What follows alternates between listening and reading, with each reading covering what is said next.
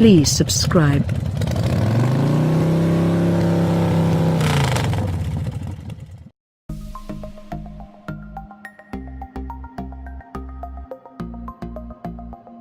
The Volkswagen Passat is not a sedan known for sportiness. It's very spacious, and it comes in a plain and simple wrapper. That's why it was a bit of surprise when Volkswagen showed a concept for a GT version that looked like a big GTI, complete with black grille and red highlights, lower ride height and big wheels. It was even more surprising that the car, which VW said was developed by folks at the company's Tennessee facility playing around with ideas for what a Passat could be, became a production vehicle shown at this year's Detroit Auto Show. Something has concerned us, though, and that's the fact the Passat GT's only performance upgrades are retuned suspension and a louder exhaust. So despite the GTI looks, it seemed to lack the full complement of GTI-style upgrades.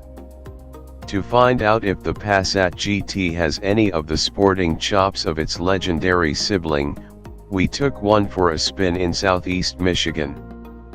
Keen readers will notice that the engine and transmission were not listed among the parts upgraded for the Passat GT. It retains the same 3.6-liter narrow-angle V6, commonly known as the VR6, that you can get in the less sport-oriented Passat. Thankfully, it's still a reasonably powerful engine with 280 horsepower and 258 pound-feet of torque. That gives it roughly 30 more horsepower than many turbocharged four-cylinder mid-size sedans, and a deficit of about 10 to 20 pound-feet of torque to many of those sedans. Still, the Toyota Camry V6's whopping 301 horsepower and 267 pound-feet of torque outdo the VW, and the turbocharged Mazda 6 with its monstrous 310 pound-feet of torque remains the pulling king. The unchanged VR6 engine is coupled to the also unchanged 6-speed dual-clutch automatic transmission.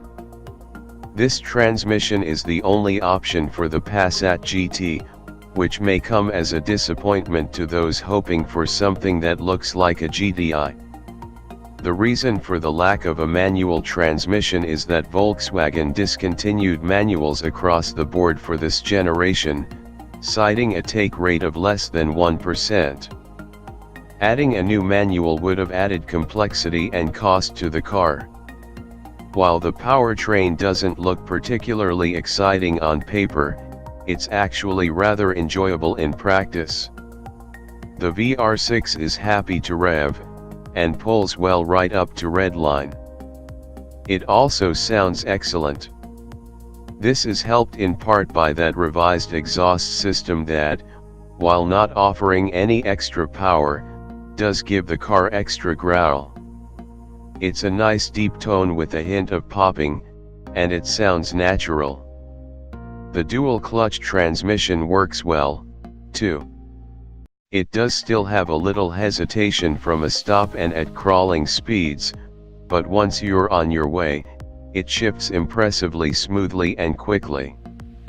It's quick to respond in manual mode, too, so it makes for a fun, engaging powertrain when driving briskly.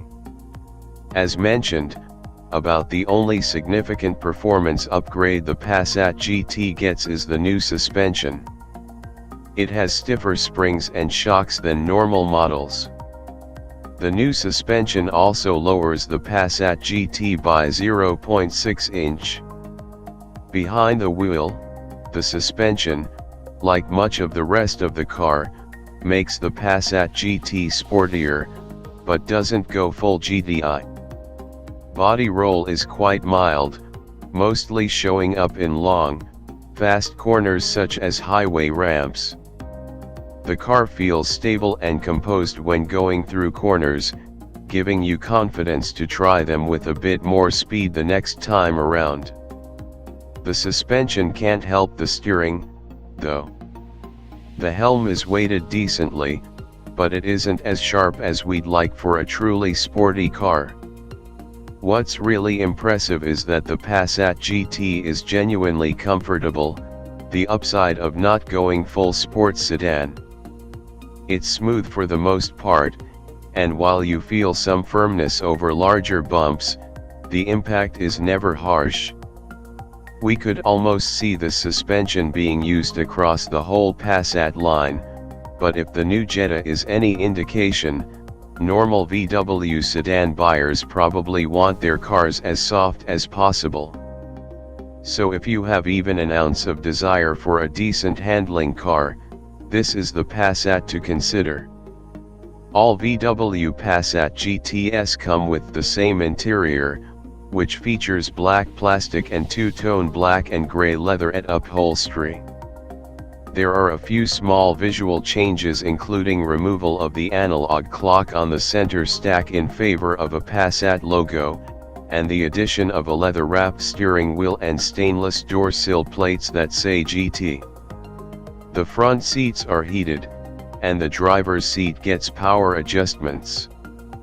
Those front seats are pretty comfortable, too, with thick padding that should stay comfortable over the long haul, and some light bolstering for support, if not a huge amount of security in tight turns. The interior is attractive enough, if a tad dull. It is extremely user-friendly, though. Controls are easy to find and use, and the touch screen, while a bit small, is straightforward and reasonably responsive. The instrument panel is clean and easy to read, too, though the information screen in the middle is horribly outdated. Only a TI-83 graphing calculator would be jealous of it. Many of the materials fall short, too, consisting of hard, cheap plastics almost everywhere.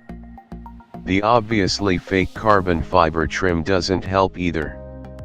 Like all other Passats, though, the GT has an advantage in rear passenger comfort. I was able to sit in the back with the driver's seat placed where I had left it, and I still had a good 4 to 6 inches between my knees and the back of the seat. The official measurement for rear legroom is 39.1 inches, which is slightly larger than a number of mid-size sedans, but is exceeded by the Honda Accord. It's a shame the front doesn't get as much space, which, at 42.4 inches, is more comparable to the tighter Mazda 6 and Ford Fusion. The 15.9 cubic foot trunk is also PAR for the course. There's also a caveat to rear passenger comfort. Sitting in the middle will be rather unpleasant due to a very tall and wide center tunnel. The Passat GT's highlight might actually be its price. It starts at $29,995. Until now, the only way to get a VR6 powered Passat was to get the Cell Premium, which started at a substantial $35,500. It's also substantially less than a Camry V6, and a bit less than the Mazda 6 Turbo, Kia Optima SX, Honda Accord 2.0T and Chevy Malibu with the 2.0-liter engine. The few cars that are cheaper with similar power are the Ford Fusion SE with the 2.0-liter engine and the Hyundai Sonata Sport 2.0T.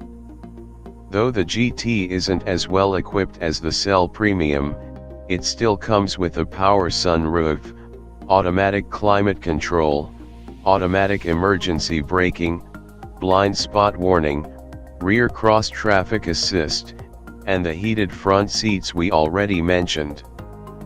The Passat GT, like all VWs save for the e-Golf, also gets a 6-year/72,000 mile bumper-to-bumper warranty that exceeds that of most other automakers. One area where the Passat GT loses out though is fuel economy. It gets 19 mpg in the city, 28 on the highway, and 22 combined. Most other mid-size sedans with both turbo engines and V6s get over 20 in town and over 30 on the highway. If you're married to the idea that the Passat GT needs to be a big GTI, this sedan will disappoint you. But if you can let that idea go, the Passat GT is a highly compelling car. It offers good power with a sweet sound at a competitive price. It has handling that will keep you reasonably entertained when the roads get twisty while not punishing you when you're cruising potholed city streets. And it's all wrapped up in an attractive, spacious package. It's a good enough all-rounder that even people who aren't looking for sporty driving should take it into consideration.